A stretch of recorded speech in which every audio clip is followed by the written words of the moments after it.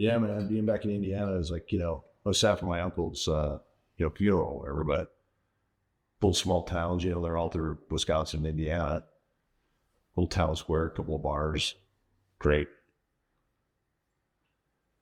I sat down at the 3rd Street Saloon in Boonville.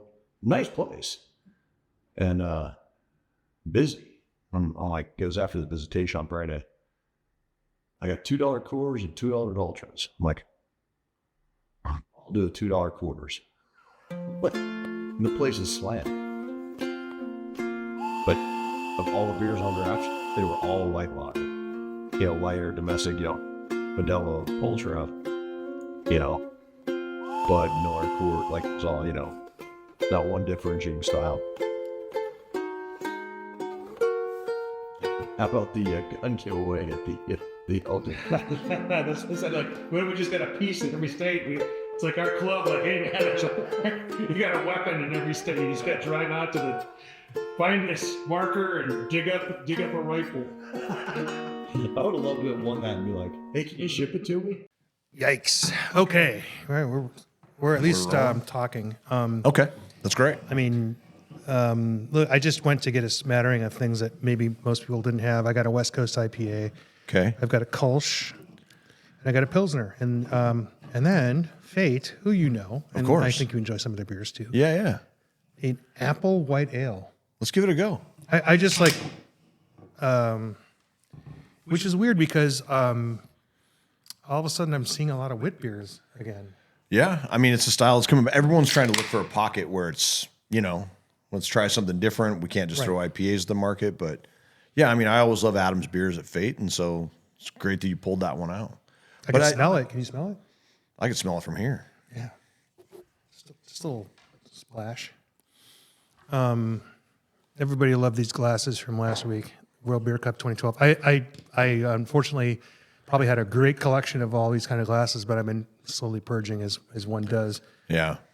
So search the Goodwills of Tempe and you might find some kick-ass shit. My wife was a bartender prior to us meeting, and I'd been in the industry forever and she was previously in the industry. And so like when we got together, it was like, oh my God, how many different beer branded glasses can we have?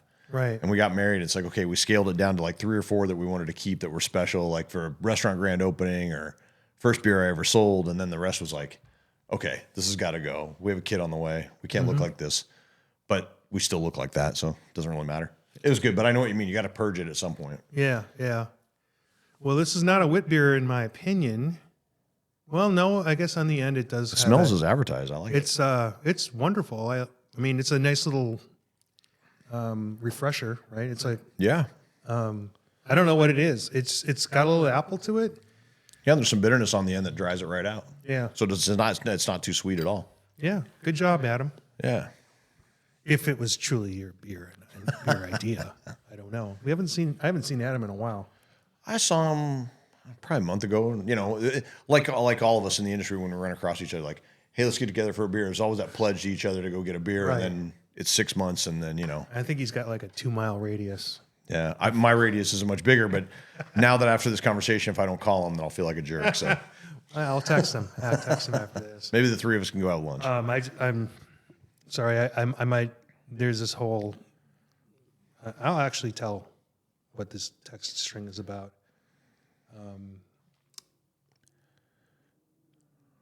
We're currently 2 committees and a Senate vote away from passing the hemp legislation. We've got to go through regulatory affairs, commerce in the House, and appropriations. And normally you get 1 committee. I sort of understand the reason why we're in 2. There is a tax consideration. Sure. There is a appropriation of funds to support the liquor department to take on this extra responsibility.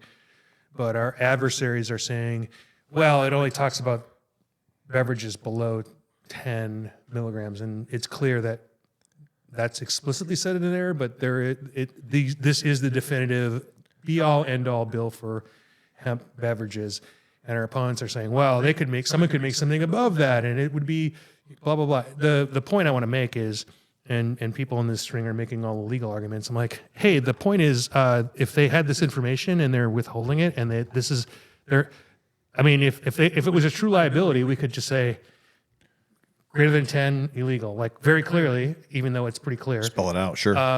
They're just throwing bullshit around. I'm like, we should definitely attack the legal aspect, but like we should also say, hey, if they're interested in actually solving a problem, which they're not, then why are you even having meetings with these people? Like, if it's clearly a liability, we definitely say their argument, yeah, it applies to this too, but they're not. So they're not being constructive at all. Like, so that's the text. It's, there's always that puritanical part of the legislature, wherever it is, Yeah. regardless of party, that are going to have an opposition to it. And the bottom line is at least there's now something.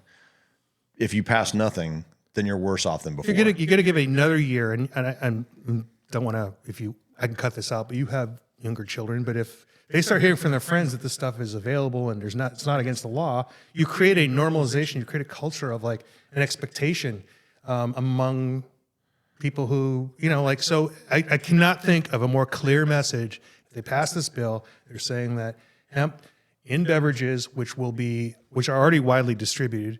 If it is served, it is 21 and above, and it has all these regulations, and it will only be available from licensed liquor establishments.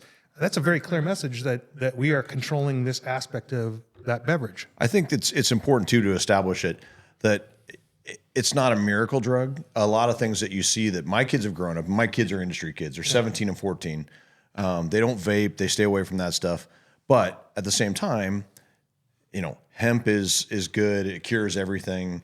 THC clears everything. CBD, it's a miracle drug. And now there's so many forces saying alcohol will kill you. It causes cancer. So from that lens, I mean, I think you have to establish also that there's a risk of addiction no matter regardless of what that is. And it shows responsibility on behalf of the government, on behalf of the citizenry. It adds a seriousness to it. Let's be clear. I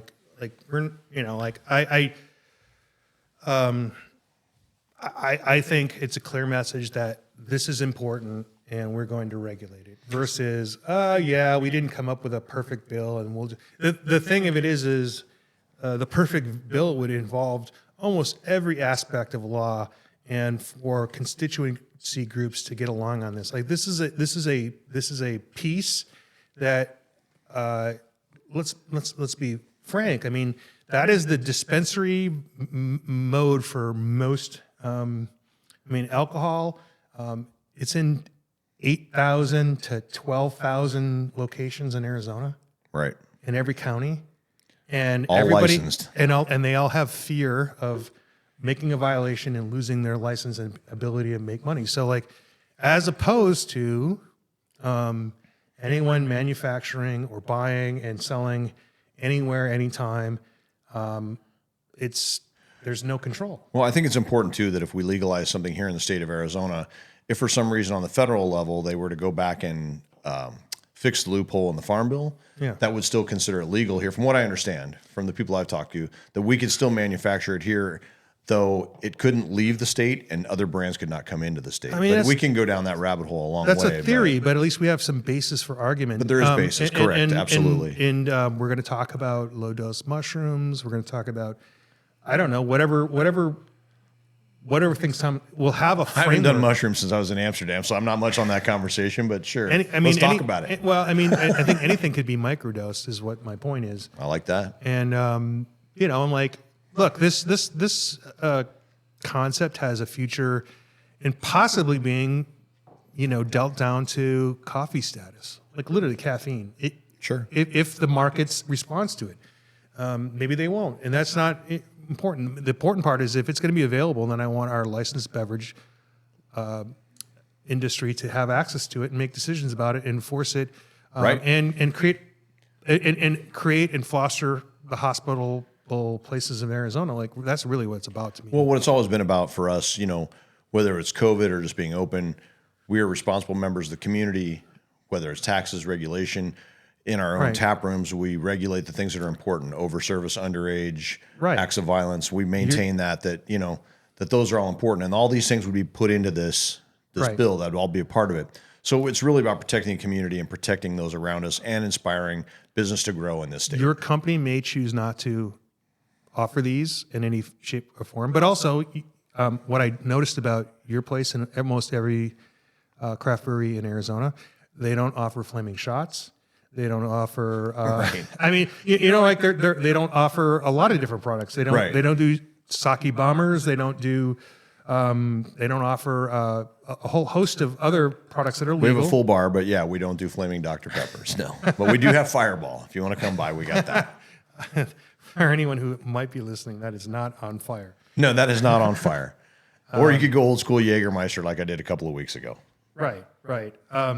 So, Ken Wilson, Lumberyard Brewing Company, friend of the show. What brings you here to my house today? Well, this is kind of a test run for what I've been very passionate about. I've been talking about it for a long time now. Basically, ever since name, image, and likeness became legalized for college athletes to be compensated for promotion for their name, image, and likeness if it's used, that they can be, Right. they can be. I just lost myself. They can be compensated for it. Right. So when you hear name, image, and likeness, the first thing that comes up is, Cooper Flag, Shedeur Sanders, Caitlin Clark, big names, right? Right. And I'm like, there have to be other athletes that we can work with that could use our help and we could use their help. Right. And, we're in a small town in Flagstaff, Arizona. And so I went to our ownership and Kelly Hanseth and I talked about it. And I said, what could we do to possibly work with some student athletes here? Right. Well, I think we're getting ahead a little bit because I think most people would understand this. I mean, it started with college football, right? Absolutely. And it started with EA Sports. EA Sports, video games where they would want to do like college football video games. You can go all the way back to the 80s with Glenn Robinson when he was the big dog at Purdue and he had a signature dunk and they made T-shirts and he actually got his attorney to have the Purdue University stop making shirts. Right. It's part of how far it goes back. So at that point, you could not be compensated as an individual because the idea was these are college athletes. They get a scholarship and that's their compensation, and it's to promote amateur sports. And amateur means don't get money, right? But then there was the movement to compensate Olympic athletes, right? Right. And nobody seemed to have a huge heartburn about that. And don't forget, too, that if you go back to the 80s and 90s and all the way until the NIL deal passed, Right. even if the kid's like a go-getter and, they say, hey, I really want to get out and I want to work. Well, Right. you can work 2 weeks at Christmas. You can work this window at spring break. Right. And you're even restricted on the hours you can work. It's not like you can get off practice and go deliver pizzas. Like you were restricted by what you could even do as far as earning income within your name, Sure. image, and likeness. And when we say it was restricted, it was in no way restricted in terms of the universities making money off it and or ways to compensate families that were not NCAA approved. I mean, there's all kinds of scandals. Well, coaches were able to sign shoe contracts for, Bill Frieder here when he was at Arizona State had a $300 shoe contract, but his kids couldn't even work part-time jobs. Right. But I'm just saying, like, the concept of taking money out of college sports is a ridiculous notion when you only regulate some of it and you don't regulate all of it. I guess this goes back to our hemp discussion to some degree. Sure. Yeah. They do overlap in that degree. Is that when there's money involved, people will find ways around it, and they often are at odds with the concept of keeping money out of things. I mean, look at politics, right? We've crossed that bridge now. Like corporations are people. Right. You can't spend unlimited funds on a candidate, but you can on a PAC, and so the effect is the same. Right.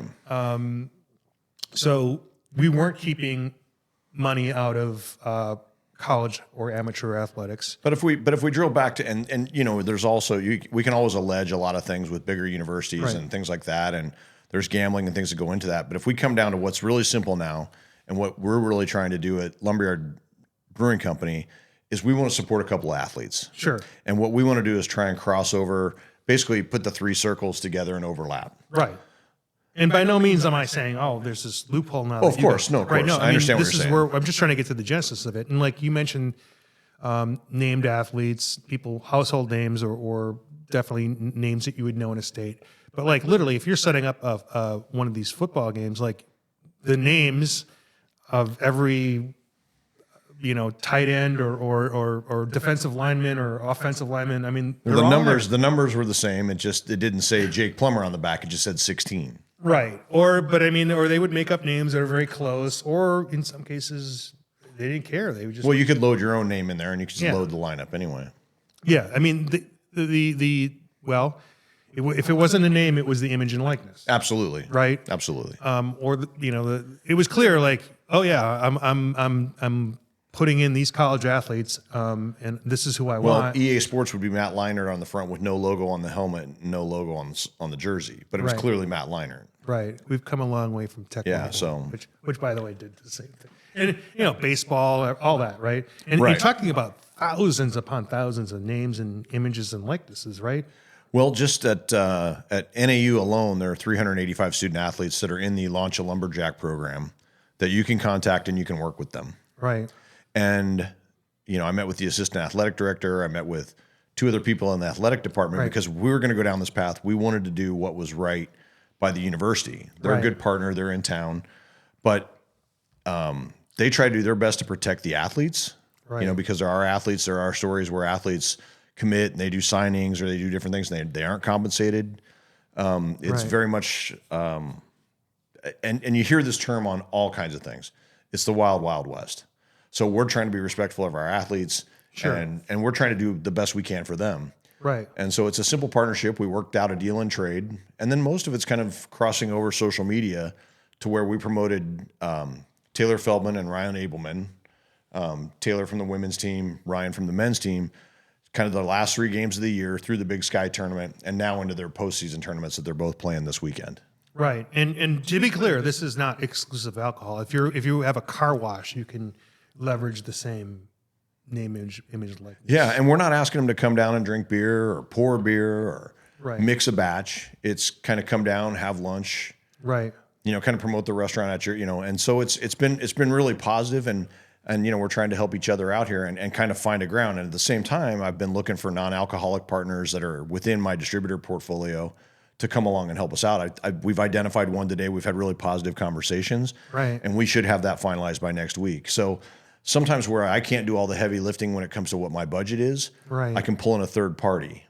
So, So that's kind of interesting as well. I mean, it's like, I guess again, I guess there would be some people who would bat an eye, but like it's not uncommon for a brewery or a restaurant, for sure, a restaurant who also sells like alcoholic beverages to sponsor a little league team, or Yeah, absolutely. it's consistent with that, and hats off. I mean, there were some court cases, and then there were people who put some work into making sure that this was, if we're going to do this, it has to be equitable. And I don't think it makes a lot of sense to what am I talking about? I have no idea. There are people who have alcoholic brands that are clearly non-drinkers, like famous people. Oh yeah. But I mean, you're trying to weave them into the story of Flagstaff, and obviously you're trying to get the people who can speak to your story, and they have to be comfortable with it. Absolutely. And one of the things I said, if you feel like there's anything that's too demanding or something you don't feel is equitable or fair, Right. you just say no. Right. And that's really it. And they're really good kids, and you try to find this partnership that works for everyone, because I mean, I did talk to one student athlete who's an exceptional player. Right. And he was nice enough to take my call, and we chatted for a minute. He's like, well, I start at $500 for a post, and you need to talk to my agent. And he was very gracious. He's Right. like, and I go, hey man, I understand. I'm not trying to insult you. Right. And he's like, hey, why don't I kick you down somebody else on the team? He goes, you Right. follow the team. And he referred me to Ryan, and he was nothing but gracious. He was fantastic. And I said, well, hey man, I said, a year from now, we may be in a different boat. You got a year of eligibility left. We can come back and do something. So it's very much, it's all a learning curve on all of our parts because it's something new. And all I want to do is be respectful of the athlete's time. So Sure. And you know, like there are numerous ways, and I mean, I know this about Lumberyard because I've known you for a long time, and I've known the brewery for a long time. I mean, literally, based on the philanthropy that Lumberyard has done, you could say, hey, we want to partner on a giving program for the shelters that we support. We give dollars, but if we give you dollars, those dollars may multiply on something completely philanthropical that has nothing to do with Lumberyard. And there's not just, it's just not mentioned. So for example, we said to both Taylor and to Ryan, hey, if there's a charity you want to promote and you need a space to do it, we're happy to host you. You know, come down. We'll promote that you're going to come down and you're raising money for High Country Humane or whatever it may be. And then in return, we may ask them, hey, we're doing a fundraiser for High Country Humane in October. Can you come down and we'll compensate you for that? Right. I think it's great in that, well, I mean, it gets more complicated, I guess, when you have bigger names and you have maybe less connection and less thought process goes into it. I get that. Like if you had, you know, 100 times the amount of money to spend on this, it might get a little, it would be different. Let's put it that way. Yeah. Well, 85% of NIL dollars go to the top kind of 10%. Right. And I think where everybody gets confused is that it's like, it's not always a dollar transactional trade. It's not this for that. Okay. So, you know, we've offered trade, we've done a few different things, but we're not in a position right now where we're writing checks, but at the same time being respectful. You know, we're doing what we can do, and it's an offer. And if people refuse, I understand that. But it's also kind of like, hey, I can also bring in this non-out partner that might be able to help you. So I'm continuing trying to find ways to help these two kids because they're the best. They're How did you discover this? How did you come about saying, I know about this now, and how can I bring this to my brewery? I went to Kelly, our owner, and I just said, hey, you know, do you mind if I kind of track this down? No, I mean, how did you come to understand NIL? When was your sitting down watching Sports Center going, hey, wait, this could work at a smaller level, or this could work at a local level? I just realized one day that every university wasn't Notre Dame, Ohio State, you know, Wisconsin, Arizona State, and I saw what Will Pritchard at Cold Beer and Cheeseburgers had done with ASU athletes, and that's really when I noticed it because he had taken a kind of a backup point guard for ASU women's basketball, and she was at one of their stores doing a toy drive. So if you came by to see her and, you know, dropped a toy, you know, you'd get like a $5 gift card and all that. And then there was a kicker for the ASU football team, and they had him in another location doing a toy drive. And they had done something just kind of more in the way of trade with them. Right. And I realized everything doesn't have to be, you know, the biggest fish, but you can still reach out to really great kids. There's a lot of great athletes that aren't there, you know, in the past, if they would run people have neglected the fact that there are student athletes that you can partner with that, you know, that need your support, that aren't $3 million contracts. So in the past, if they set that program up, there would be rules about like, oh, you bought them lunch, so now they're in jeopardy. Right. Like now in the past, the backup point guard for ASU basketball, she would have been in violation for just promoting by being there. Right. Her image and likeness would have been like, you know. So I kind of saw the way that Cold Beer and Cheeseburgers did it, and then Will brought the whole offensive line down, and then that kind of everything that they kind of built on top of that built to a bigger relationship with ASU, and then into what you saw, the Scatterburger and everything else. The Scatterburger, tell me about that. Yeah, well, it was just something that I know that I know the guys at Cold Beer and Cheeseburgers worked out with Cam Scatteraboo, and I don't really know all the genesis of it, but there's also the Sam Levitt rap at on the menu too. But I noticed I took really good notice of what they were doing. So my first phone call when I started looking into this was to Will and said, where do you start? Yeah. And he was kind of helped me push me off the dock and said, you know, get in there and look at it. you Right. know? Right. And that's when I contacted members of the NAU athletic department. Right. And then the assistant AD's like, he pulled up the Launch a Lumberjack program. He's like, here you go. Here's everything here. And you sign them to become an approved vendor. Right. And then you can contact athletes. And some have direct things. Like Taylor has one where you can click on an opportunity that shortcuts you right to the agreement. Right. Where she can, you can get an autographed basketball. You can get, an autographed photo. So there's some shortcuts in there too. Sure. But to look at that mechanism is really good because you can kind of individually reach out for players and ask them, and there's basically not loose contract, but it's an agreement. You can send a proposal to them and they can approve it, look at it or not. Right. And NAU and ASU are on the same platform. Right. It may be Learfield, I'm not sure. And then there's just a lot of layers to it because from there's a place called Influxer, which was set up solely for athletes, and athletes can sign up through them and you can buy their NIL merchandise. So, there's just a myriad of ways you can use this. Like literally, it could be as benign as like, hey, you got a YouTube channel talking about like being running defensive clinics. We're Right. talking, and all we want to do is you just have to, and we'll even do the voice sponsored by X. And Right. that's it. Like it doesn't have to have any other connection, but it's important that the agreement's there, and it's important that in the past, again, that would be illegal. That would be, Yeah. and that endeavor could be completely driven directly to the athlete, and the athlete may donate something to somebody else, or it could go right to a charity.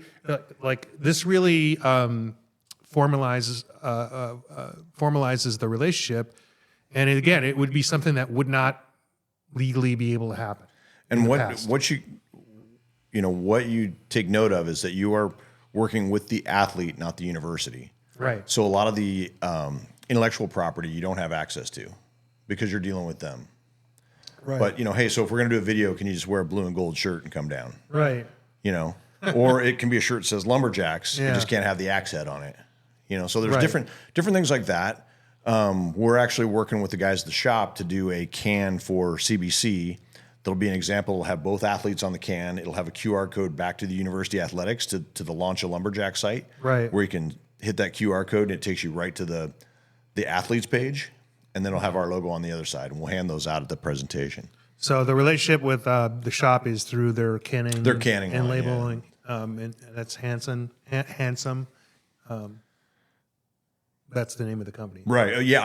I just know Dylan and Dave. And Dylan and I were talking about it. He's like, hey, let's do something. I'm like, all right, that sounds Right. cool. So You mentioned CBC, so like let's talk about that in Indianapolis. That is where you're going to be, and that is where you're from originally, and you're going to present something. come again. Yeah. We'll be doing a seminar on the Wednesday of the event, midday. I don't have the exact times here with me, but if you are in Indianapolis, I'd love to see you. We're going to be doing a name, image, and likeness seminar. We'll be covering off all this, plus all the legal aspects and how we got here. And it's really good. And I'm looking for, I can answer questions at length. And it's always something that I suggest everybody go through whatever steps you want, because we have had, prior to this, we've just had kids come up and ask the host stand, like, hey, do you want to do like trade some mentions for lunch? But we weren't sure about that. So once we Right. went through all these steps, now it's like, okay, if that person were to be there, now I can look on the influencer page and double back and be like, Right. okay, let's just make sure there's a trail here so we take care of you. And I will tell you that happens at the professional level. And I'm sure it happens at the college level where nobody has any intentions, but they're just like, hey, man, I come here all the time. My dad likes it. I just want to, I want to say good things about you. And if you throw me lunch, that's cool. But this is the process that people need to go through. Well, that's one way to process it. But I also know that there's some athletes I've spoken to have been frustrated because they go around town looking for something like that. Hey, can I do some mentions Right. for you for coffee? And they just don't quite get it. And like, we didn't quite get it Right. until I went through the steps. I'm like, okay, if someone does come here, we can do something. Right. But there's really, and people violate the intellectual property piece all the time. Sure. And so the university appreciates the fact that we went through all these steps and we're trying to be respectful for everything they've done.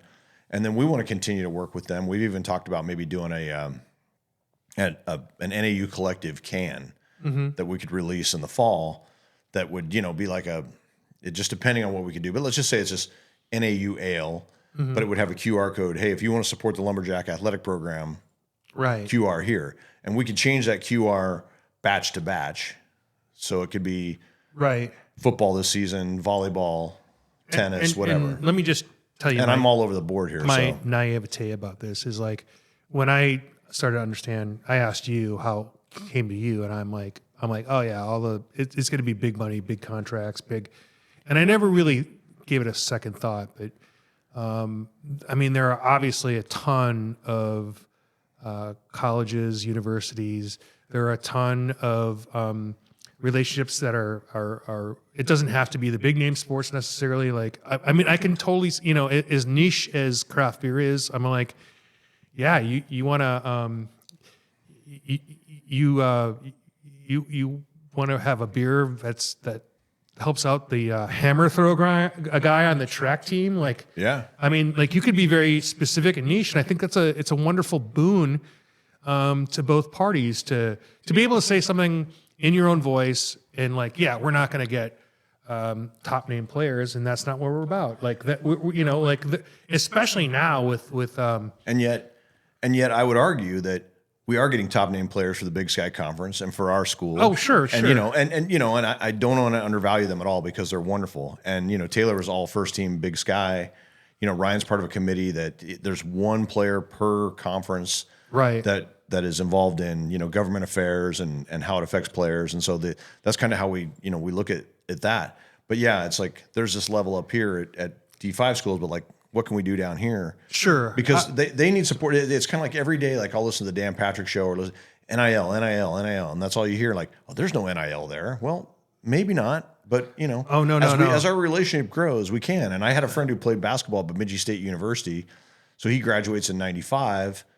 But like, it's a small town, but he couldn't host a car wash for somebody, Right. Right. But now, like he was, he was all conference. He was, player of the year for them, but he couldn't get anything. But now, like he could never go hungry all season. We've all all seen the movies where somebody has a job at the university and like they're supposed to just turn on the sprinklers and they get paid as a landscaper and all that other stuff. This is kind of like really and this again, like I didn't mean to suggest that these people aren't No, important. I know you didn't. It's like like I'm just in my it's got to be football, and basketball, not baseball, because baseball's not sexy in that way. College baseball, Yeah. for like the household name, Of course, yeah. right.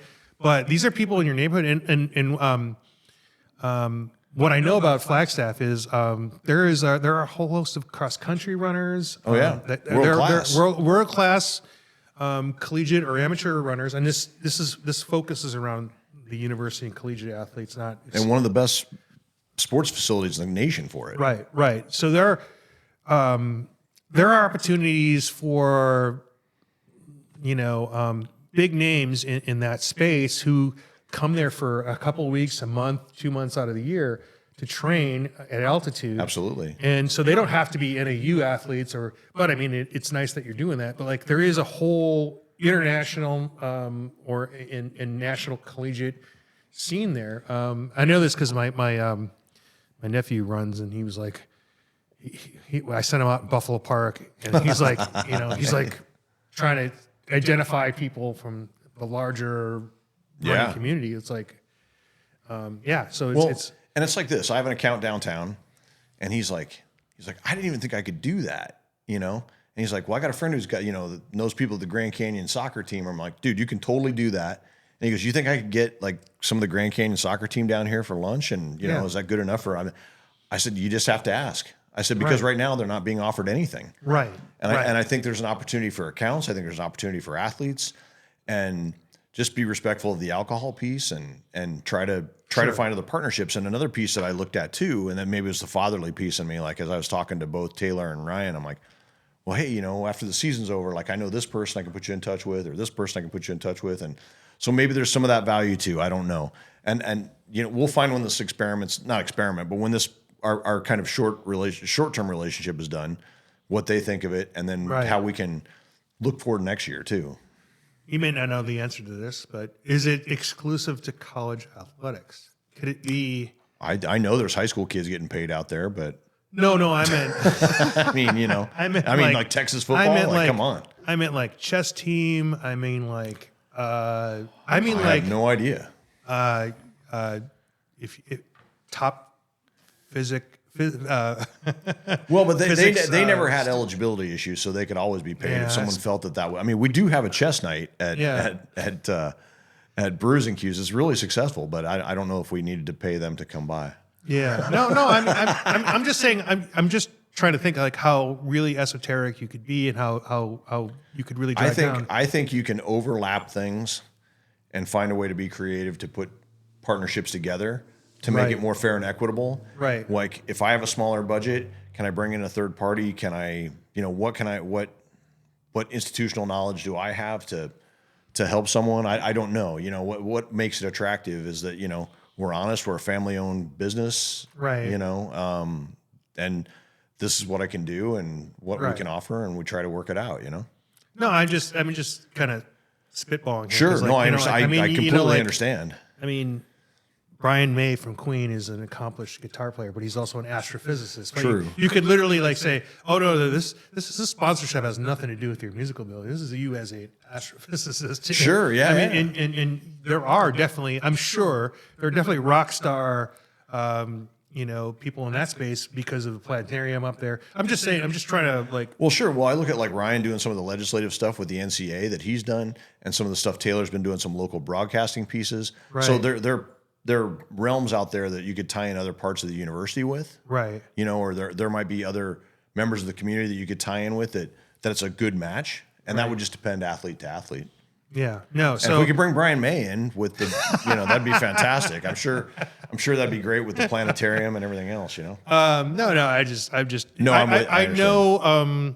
I'm just trying to think of the possibilities because, like, again, initially, and I'm sure a lot of people at first blush, especially if they're in the big three, college athletic followers, like, it's not really worth it. But I'm going to say it's definitely worth it. And like the other thing that I thought about is, there are some superstar band people like in other parts of the country where I got the entire front line. I got the drum corps.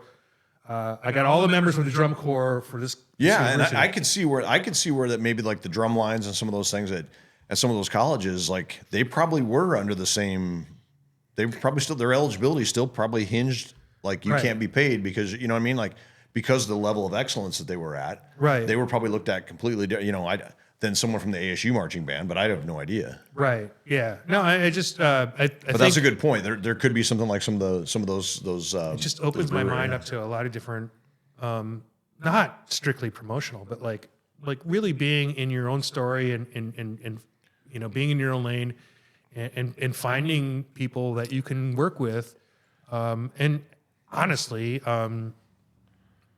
it doesn't matter if it's lopsided one direction or other. If you really believe in that part of your story or that's what you want to support, like, again, I go back to the philanthropical things that I know that Lumberyard does, and like, they could spend the same amount of money and they could incorporate a college athlete, and it could actually exponentially take their donations to another level. We're trying to find followers, via them. That's part of it, right? It's all Right. about likes and followers, and we're trying to overlap into them and send them some people as well. And then if I can tie in a third party non-alc that might have some possibilities as well. We're just all trying to raise our own profiles, and if we Right. can do it, have fun and be really cool. And I mean, I went to the last home game for the NAU women's game, and it was fantastic, man. The atmosphere was great. The Sky Dome was great. Snowing outside. Yeah. It was a real treat, and the Jacks came away with a win. So You guys are in the same. That's the same division as like Missoula and. yeah. Goes all the way So up? Montana State, Cal Poly, That's awesome. Idaho State. Yeah. That is I never got to a Grizz game when I had people I knew up in Missoula, but that is on my list. And just because Missoula's a great town and that connection. So yeah, I know my sister-in-law and her husband, Tom, Joe and Tom, they've gone to Grizz games and with Jack's playing. Yeah. So. Well, we got invited to Cal Poly a few years ago to do basically they were doing a one brewery from. So every week Cal Poly was doing an opposing team brewery to come out and do a tailgate with them. And we got invited to one, and the timing didn't work out and the distance and everything, but it was another cool part of it that like now I look at that like, well, hey, maybe if we try to get that on for next year when NAU travel up there, right, do something like that. So, do you see it going beyond for your organization beyond NAU, or is it going to be strictly? No, we're invested there in the community. We are Flagstaff. We're the families from here. I'm from here, but I live down here in the valley, sure. But no, I think what we really want to do is grow roots deep, not wide. Sure. I'd rather try to partner with people in our community. But if they're down here in the valley, if we can do something with an account or somebody down here that benefits them, or if there's something we can do that there's opportunity if our athletes are in other markets that we can help facilitate something that maybe helps them out. So Right. that would be like export Flagstaff, export NAU, export Taylor Feldman and Ryan Ableman. Right. But that's on the short term right now where we're at. Like Right. There are NAU entities here in Phoenix. Right. There are Absolutely. and so that would be maybe the next step. Yeah, I mean, I think that's for us. That would be the next thing. But I've really enjoyed it so far. I really want to do whatever I can to help these kids, and then just keep building on that relationship. Okay. Let's take a break. I want to dive in a little deeper on some things, and I also want to talk about Indianapolis and whatever comes our way. Maybe a little industry news. I don't know. All right, sounds good. Arizona is a wildly beautiful place, brimming with over 100 brewing companies. I'm Rob Fullmer, the Director of Government and Community Affairs for the Arizona Craft Brewers Guild. I'm joined by Executive Director Andrew Baum.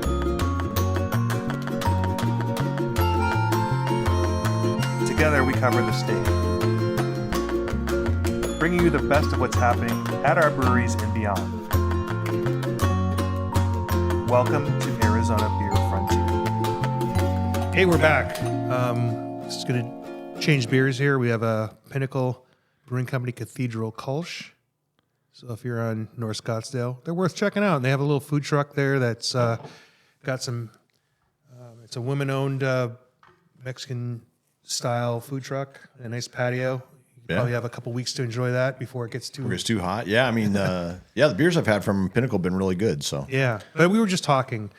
It never used to be that you opened a brewery and had cans immediately, and something has to change with that. Not to suggest that breweries aren't making good beer, but there is a whole nother skill set, and there's whole other economies with this. And I don't want to suggest that I'm identifying Pinnacle in particular on this, but you make the least amount of money on that product. And right now, in terms of the can itself, we're already seeing price increases, and we're also seeing longer delay. We're seeing delays in getting cans, and I use Beaver Street as an example of like, hey, we were a brew pub and we did this, and this. And I also realize that times have changed a little bit too, that there's probably more of a necessity now to get that can out to promote your tap room back too. So it's kind of a two-way street where I feel like, yeah, if we can get a can out to some just key accounts around us, right, then maybe that'll help kind of drive some business to us. And I think that's what I'm seeing with this. So, I can see both sides of that equation, but in this scenario, I can see that landscape's different than, me, old man River here, telling people to get off my lawn. But I understand everyone's got a different strategy as to how they do it, and we've just been established for a while. So, what are some numbers you're hearing? Maybe not specific to you, but like in terms of the cost of cans going up. as a result of this tariff? Well, I mean, there's definitely concerns about cost, and you've heard all kinds of different things, right? Because, for example, you get barley that's sold to Canada that ends up, being in a beer that comes back across the border, and it gets tariffed 2 times. But really, when it comes down to aluminum, I don't think it's equipment as much as anymore, because there's some readily available on the market that weren't, the last time that we went through some kind of different trade wars. Right. But so we'll leave the stainless steel kegs. We'll leave the equipment. kegs and all that aside right now, because I don't think that's an issue. But what I've noticed, at least from our standpoint, is that there's a surge in people jumping in to buy cans before the tariffs, if they do indeed, finally go into effect. And they may have. I can't quite get my head spinning. But the bottom line is, for example, we're ordering some digital cans that normally we put in an order, we get them in within 3 weeks. Today we put one in, and that PO said 2.5 months, because I understandably everybody's trying to get inventory right now before costs go up. Right. We're trying to shield ourselves a little bit. And a lot of these people are middlemen. Absolutely. And it's not a no disrespect. They're logistically, their value is in logistics and understanding the scope of what they want to support and how far they want to ship things. And so they're probably scrambling. They're like, I have no idea if we can get these cans. I better raise the price a little bit. So give us a little pad, give us a little time. I'm going to increase the timeline, because they don't know what's around the corner. There's all level of can purchasing, right? There's a blank can with a label rolled on. Right. There's painted cans, which you need a lot of inventory. You need a lot of space. Right. You've got shrink wraps, which are expensive, just like shrinks. They're about the same cost, but you've still got lead time for all these things. Right. To get them. And like I said, ultimately painted cans are the best, but you gotta have a lot of room. Right. To Store house a all full those. truck, Yeah, So you're storing air. so the best, then that next best option is a blank with a rolled label. Right. Well, and all lids are not the same. No. You can buy the cans and you get the lids, and like these lids are not the best lids that we have for this particular can. So that's going to shorten your if you are able to actually steam them, that's going to shorten your shelf life. There was a time we got misshipped some kosher approved cans. We had can lids. Yeah. We had no idea. They were just ball lids that fit ball Right. cans. We put them on there, and then someone called, and there's a kosher symbol on the top of the can lid that I didn't know was there. And we're like, I'm so sorry. We didn't, we just didn't know. And then, Right. the supplier was good about sorting us out, and, no harm, no foul. But like, yeah, that was a tough one. But yeah, there's, because if the lid goes from 1 cent to 2 cents, and, there's so many moving parts. But I think the biggest thing was the inventory levels and the timeline. Because even if we were to absorb the cost or anything like that, the timeline can be crushing. You mentioned the cross-border nature of especially more so for grain. There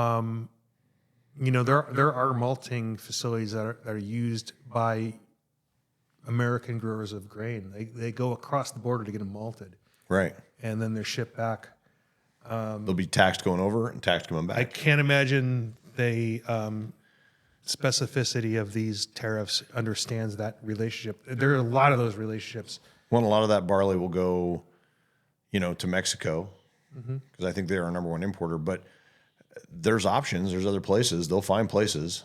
Right. So it's it's an unfortunate state of the industry right now, and the industry's already going through flux. Right. And we're working with different things and different pressures. So There's a big question as to whether anyone feels that Constellation Brands is going to suffer this, that they won't be able to figure something out to get around this tariff. I'm not sure if there'll be a carve out for breweries or what it may be. There's speculation all over the place. So And speculation is they're not going to pay this. They're going to figure out a way. And it's not unreasonable to think this, because literally because of the tax situation, not tariff, just regular tax. just regular tax. Yeah. It's less expensive for international distilleries to make alcohol outside of the country, bring them up through the West Indies or East Indies, West Indies, sorry. West Indies, like Christopher Columbus. Right. and use those as neutral spirits for a lot of different things. Sure.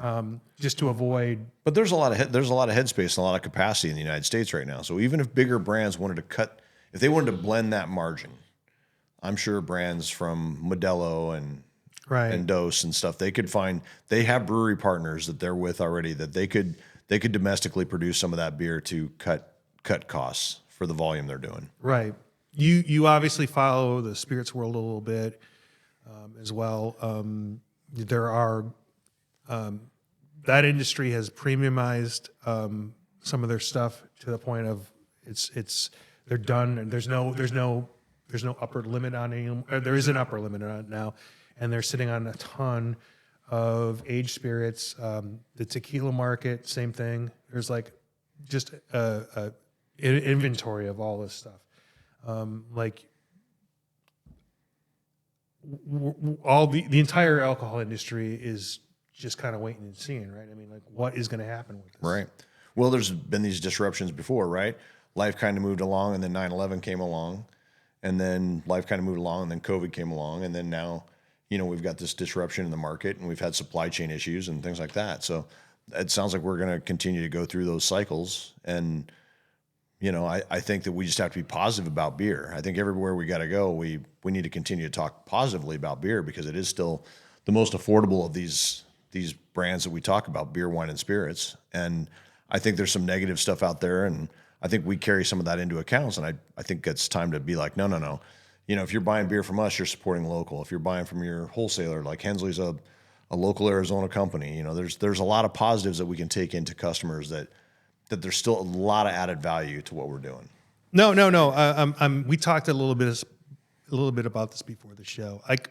Because of the nature of this is an industry show, it's a kind of peeling a layer off the onion of what we do. So yeah, there's a little bit of negativity about what we report, but it's only because we want people to understand and take seriously. When we say, "Hey, you got to support our breweries," here's why. But understandably, that can come off a little bit negative sometimes. But I think we've been able to identify some of the things that some breweries can do to sort of combat that. And I think this NIL piece is a part of your story. I think people kind of underestimate how important their story is. This is why big seltzer does well, but like small seltzer doesn't do well because there's no story there. There's no origin. Like there's no like, hey, I was sitting around with a group of friends and I decided to make a alcoholic seltzer, and I use ingredients from my garden. There's no homebrew story. There's no discovery process. Right. It's just you can just be a brand, or you can have a kind of a history behind you. The Hanses family have been in business in Flagstaff for 31 years with Beaver Street and another 16 with Lumberyard. And, we saved an old historic building from being torn down, and we brew world-class beer. And, I'm just super proud of what we do. So I think there's some substance to that. We're very community involved, and very family oriented. And I think there's something to be said for that. I think there's a lot of people in the state who could say, oh, I sat out in your patio in the summer and I watched the trains go by, and I had the Irish nacho, or I had the Irish egg rolls, and I had a couple of pints, and there's substance to it. It's tangible. You can touch it. Right. And so, I think the lean into hospitality, the lean into bring things back to your tap room, the lean into. I was just in Chicago, and there's a brewery that was introducing hemp beverages, and they went through the entire recipe process the same way they do beer. They took it very seriously. They talked about a lot of different things. I think.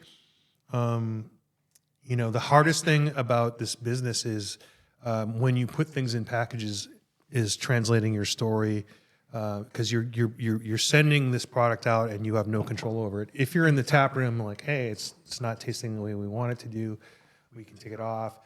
In some cases, a lot of breweries like, we put this on too early, we need to take it off. Like we need to get rid of the hop burn on this hazy. Let's take it off for a while. Yeah. We send beer to all four corners of the state.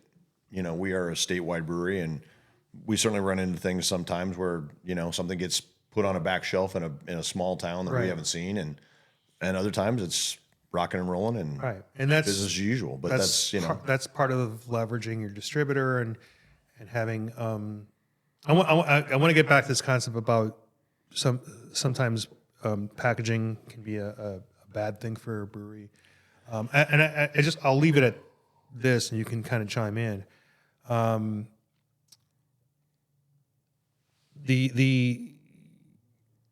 Again, when you put something out, you're losing control over it. absolutely. But if you have a good salesperson, a sales team, they're also saying no to a lot of people. They're also managing people's expectations. Right. They're delivering the right amount of product at the right time. And if you don't have that person, you can sell a lot, but it may not move at the retail location. Right. I mean, I know we both know Ted Golden, and I know he shared this title with a couple other people across the country. He was called the beer traffic controller, Yeah. and that's very relevant. Like, No, you get all the same planes, you get the amount of beer that the brewery Right. makes, but you are managing how it goes. And like, No. there are plenty of stories where, a rookie salesperson's like, I sold all our beer. That's great. Like, no, it's not actually good. Yeah, no. Ted was always good about it. He was very good for local beer, especially because he was always about, freshness and quality and all those things. And all those things that Four Peaks do. Right. Do, whatever, however you want to look at it. I think you do that too. I'm just saying, like, yeah. the name is what led me to the No, understanding absolutely. of it. Well, no, I took some of those cues from him when it's like, push freshness, because I was selling imports when I saw him, Right. I'd be like, how's that beer in your bathtub? He's like, how's your 9-month-old beer? I'm like, well, we'll agree to disagree. They're both excellent. But yeah. talk about how yeah. relevant that person is. So, like, if you have a small brewery and you're just paying someone to sell beer but not actually manage accounts, Right. talk about the difference between that. Well, I mean, you just have to look at your inventory levels, and you have to look at warehouse space, and you have to check code dates, and you just have to kind of be aware of what's happening because trends will happen. And why is something not shipping? It's like it Right. can be, warehouse locations. It can be a lot of things, but It could be understanding that we have a lot of product in one part of the state. It needs to be in another part of the state. hey, And I've got a working big leaders- account coming online at the end of the month. Let my guys know back at the brewery. Right. Hey, can we, up the par on this because we're about to change, an extra 18 half barrels a month or whatever it may be. Right. We have a bunch of things in the northern Arizona warehouse or their server. We need to move it down. Yeah, south. we need to move it around. So we're going to go to Indianapolis, and I know that you grew up there, and I know. Well, that, I was born there. I grew up here, but still. All right, but I you went went back back and every summer. yeah. So it's not a state that I would say, oh yeah, beer, totally a beer state. I mean, everyone knows Sun King, Yeah. but that's a name I haven't heard very often, except for winning awards with barrel aged beers, which honestly aren't something that I was just in the Indianapolis airport. Funny you mentioned that. And Sun King luckily for me, they had a place right outside the gate Right. where I was flying out. And I had their Osiris Pale Ale. I thought it was wonderful. Oh, right on. And the time that I was in Indianapolis previously, I was down in Bloomington actually, and Upland Brewing Company had some wonderful beers. So those are really the only two that I've had from the state of Indiana that I can speak to. But if that's par for what Indiana beer is, I'm expecting a lot next month when I get out there. Yeah. What is your first? What are your recommendations in Indianapolis that are outside the conference? Let's see. Well, I mean, everybody likes St. Elmo's, right, for the shrimp cocktail. That's kind of a known thing. I love the Raskeller. It's in an old German building. It's in an old building downtown, built by German immigrants with this wonderful German restaurant downstairs. It's fantastic. Right. So those would be the two that I'd highlight to go check out. I mean, I could tell you some of my dad's old stomping grounds, like the Colonial Inn and What about the Behringer's. Behringer's? Behringer's was really good. You've got to get a pork tenderloin. Kilroy's for a sports bar downtown is great. Right. But Behringer's, you can go and you get the big pork tenderloin, with a bun about a quarter of the size of it. Right. And then you can dress it as you like, right? I just generally do cheese, tomato, and a little mustard. That is a You thing know. that I've seen in Iowa too. Oh yeah, Iowa's big on the tenderloin. So you got to have a pork tenderloin. It's a schnitzel, Yeah, it's but schnitzel. it's a sandwich. Though. Yeah. They So they take a pork schnitzel and they. So it could be that German influence that's there. Yeah. A lot of those places I used to go when I was younger aren't there anymore. But like I said, Kilroy's downtown, and definitely the Raskeller place is awesome. And then, Yeah, Behringer's. I got to look it up and see if it's there. It's down by Garfield Park.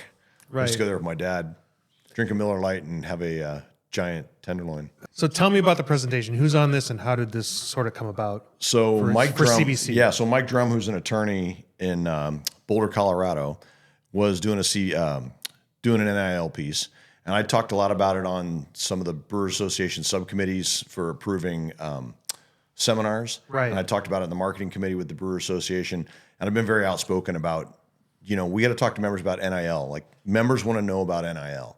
Right. Anyway, so they had contacted Mike to do something, and he had all the legal aspect of it, and he and I have only spoken a couple of times, and then Mackenzie Staples from the BA recommended that I be on the panel with them, or just split the seminar with them, and so I called him and said, hey, we're sponsoring 2 athletes, and I'm going through all the steps, and so I sent him like 8 slides of how we went about it, and so I'll meet him for the first time in Indianapolis. I'm sure we'll chat here in the next few days, and Is there any other breweries on the panel? nope, it'll just be he and I, because we couldn't really identify many other breweries that had done this. I mean, we'd seen like Brewdog had done something simply for the collective for Ohio State, Right. but that was a whole collective. That wasn't individual athletes, Right. and so there may be some that come out of the crowd here that we can You're find going to out. represent the relationship as it pertains to the longer tail of breweries. Like, Right. So Mike will talk about the legal aspects of it, how it came to be, what you need to protect yourself with, indemnify yourself with, and then I can come back and simply give the brewery side of it and say, like, how many people in this room have been approached and don't know how to go about it? What are your concerns? What is this?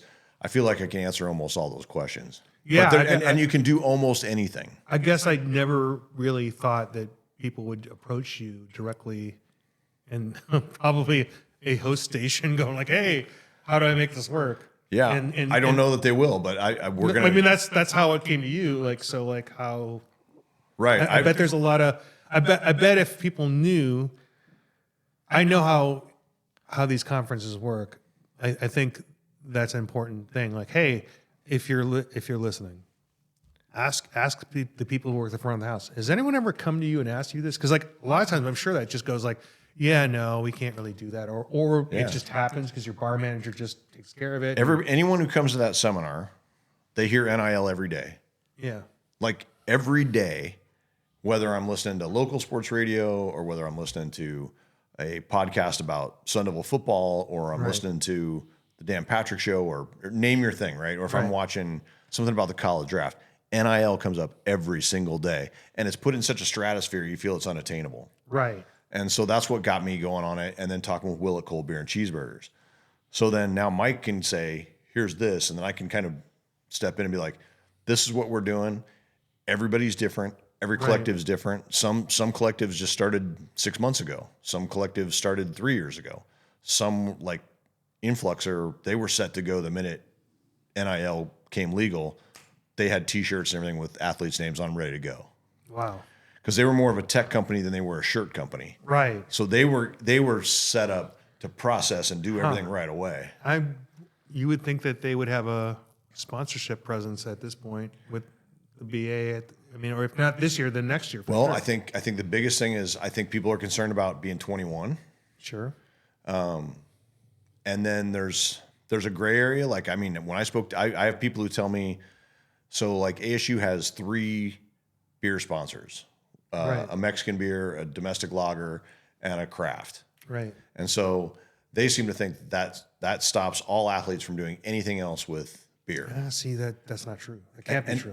So the assistant AD, Alex Lice at NAU, told me, no, you're dealing with the individual. Right. Because they're not getting any piece of that. Right. So there's a distributor partner and there's a big domestic partner with NAU. Sure. But they're not doing anything for these Right. individual From athletes. what I They're doing understand- for the collective. For what my limited understanding of the law is, like, if you're going to say that this is they can't have their cake and eat it too. They can't say we control the team relationship and the university relationship and all the individuals, but we're not going to pay them. Right. So that is the base. That was the inherent problem in the system before. Right. So yeah, they If definitely cannot. if that large multinational sponsor wanted to invest in a player and be like, hey, Right. you can't do that with Brewery X. Like, Right. Well, then you have to. Then they should have an agreement with that individual player, Right. So that individual player can be compensated for that, right. So sorry, big company, but you need to Well, spend so more like, money. who's it? Milrow from Alabama? Isn't he on Dr. Pepper commercials? But I mean, yeah. but the university probably has an agreement with, I don't know, it could be any other Right. global beverage brand. RC Coke, RC Cola. Right. It could be anybody. So, but that's Right. who he's dealing with. So unless, and once again, I'm not really asking for them to drink beer or do anything like that on any kind of level.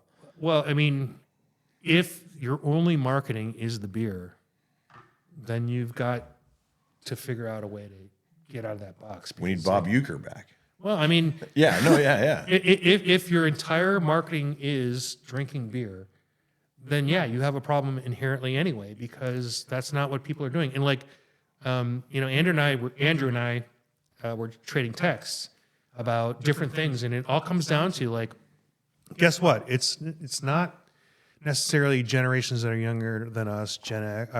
I'm Gen X, millennials. It's not Gen Y. It's not all Right. drinking less. It's also a lot of us are getting our socialization from the screens that we look at. Yeah. I'm totally guilty of it. When we were going to have this podcast, I was at Bottle Shop 48. You were down the street. Right. We're texting each other on the phone.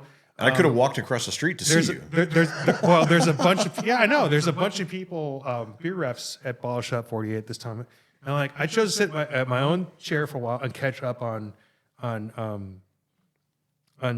texts and email. But I also chose to just kind of live in my own head and look at a screen for a while because I just wasn't ready to talk to people. Fair enough. I don't know if people know this about me. I'm an introvert by nature. Like, I have to like really put on this. I have to amp up for this a little bit. I'm more comfortable just not talking to a lot of people. I'll talk to anybody. Yeah, but I mean, but you know what I'm saying? Like, No, I understand. I so, completely like, but understand. There are times So, like you're just like, man, I want to tuck my hat down and sure. I think I know those people, but I want to just be myself. Yeah, I mean, for a day. and I think there's a shirt you can buy on Influxer of the athletes, and they all have different. It's kind of a standard pattern that are available. It's also another way that they can make some revenue for themselves. But just one's like, it's got the NAU Axe Head logo, and then it says NIL for all, and then has their number on the back. So I thought I'd wear that for the presentation. Right. Like NIL for all, man. Like, because it's not, we can't just limit it to just, I don't want people to be intimidated by it. I want people to work with athletes. I want them to develop partnerships in their communities. I want them to, I want them to reach out for players and work with them and build these relationships to strengthen what goes on in the neighborhood and take care of these kids that are in our neighborhood. They're, right. Hey, they've got their team around them, but they're still from Las Vegas and they're from, Southern California. They're a long way from home. I hate to introduce this. It's so late in the conversation. Of course. I know the answer Okay. in my head, but like, how is this different than influencers? Well, I mean, ultimately, these athletes are influencers. Right.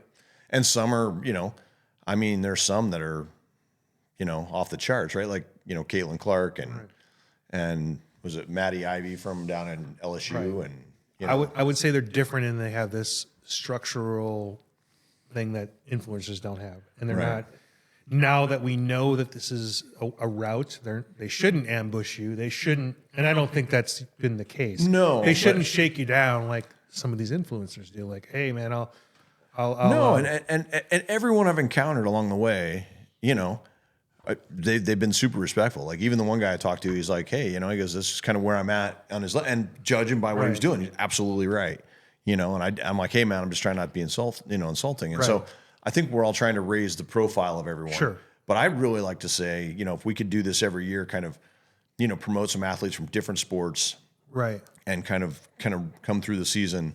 And what we want to be is good actors on behalf of the university. Right. And so if we can do that, then I think we'll, we can prove ourselves as a good member of the community. Sure. The other thing I would say is by nature, an influencer is designed to do that function, but these are athletes who subsequently want to lend their name, image, and likeness to something else. like the nature of being an influencer. So you're saying I'm intentionally trying to get into this relationship, as opposed to an athlete who's like, I'm just a person. I think I can lend some support to these things. It Right. could be a relationship. Maybe I'm oversimplifying that. Maybe I'm leaning towards literature, but there's a structure. There's a competitive market. It sounds very clear and upfront, as opposed to, yeah, I'm going to come to your restaurant. I want a completely free bill. Well, it's and becoming, I'm just going to write whatever I write. It's becoming more defined, Yeah. you know, and I'm sure there have been, I'm sure there are people who are like, hey, doesn't your son play there? Like, hey, give him my card, and then just call them and kind of barnstorm them to where they feel like, well, Right. I can't say no to my friend's dad who's got this restaurant, you know, like, Right. they're under enough pressure as it is, you know, being, you know, high level athletes. It certainly is a structured approach that has, I think, has the ability to transform all these other relationships. That's why I mentioned, you know, other collegiate endeavors. Like, I think it has the ability to shape things, and it has the ability to create opportunities for even the smallest of our breweries and the most niche college athlete. Again, if you're interested in supporting them, then they obviously have some value. Well, I just want to raise awareness that people can work with athletes. I think a lot of places don't think they can. Right. And, you know, you keep hearing about collective bargaining, and these big words that are out there are really Right. only addressing 5% of this place. Right. So does collective bargaining help that next tier conference down? I don't know that Right. it does. Or is it just trying to rein in the top 5%? Sure. I don't know what's going to be I think best it's for a the great athlete. opportunity. I'm excited about it, simply because I know the businesses that are doing community focused things are going to identify these relationships, and it's going to be mutually beneficial, and it's going to be very clear, and there'll be agreements, and it's a way to get this done. So Well, I hope you know, people see what we're doing, and they also try to reach out in their community and do the same thing. And you know, I just want to, you know, support these kids. And like I said, NIL for all is my my motto at this point. You know, and I'm really proud of our relationship. Taylor Feldman, Ryan Ableman, look them up. They're really great kids. great. Hey, we're going to leave it at that. So because again, I lost the camera. Thanks, everybody. Cheers. Cheers. Well, that's good enough. It'll fade to black, and the music will play.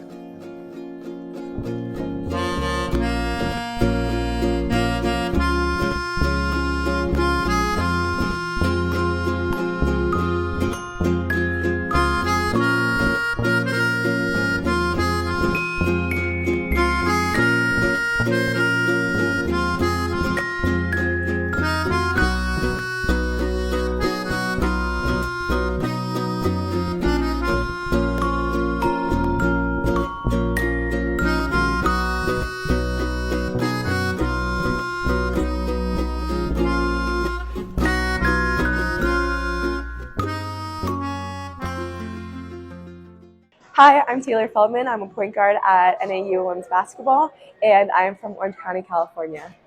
Hello, I'm Ryan Ableman from Las Vegas, Nevada, redshirt sophomore here at NAU. I always grew up with a huge family in basketball. Saw my brother playing at a very young age. My dad was my coach throughout like my entire life. Sister, brother, everything was always revolving around basketball. Basketball journey I've been playing ever since I was in first grade competitively, and I've loved to do it ever since, and that's why I'm here in Flagstaff. My pregame ritual is kind of just to go home after shoot around, go jam out to music. I usually figure out like what I'm going to do with my hair. I like to at least get a nap in before, make sure the body's reset before the game. One thing that basketball taught me is probably hard work and dedication. One thing basketball has taught me is just to enjoy each moment, enjoy the people I'm around with, because that's the memories that I'm going to remember. I'm super excited to be partnering with Lumberyard Brewing Company. This name, image, likeness has given athletes like me a huge opportunity to connect with brands and companies around the town. I'm super excited for this partnership with Lumberyard Brewing Company because it's great food, great people, and you get to watch some great sports like NAU Lumberjacks. My name is Ken Wilson. I'm Director of Sales here at Lumberyard Brewing Company. I'm super excited to have Taylor and Ryan partnering with us on an NIL deal. And good luck in the Big Sky tournament. Go Jacks.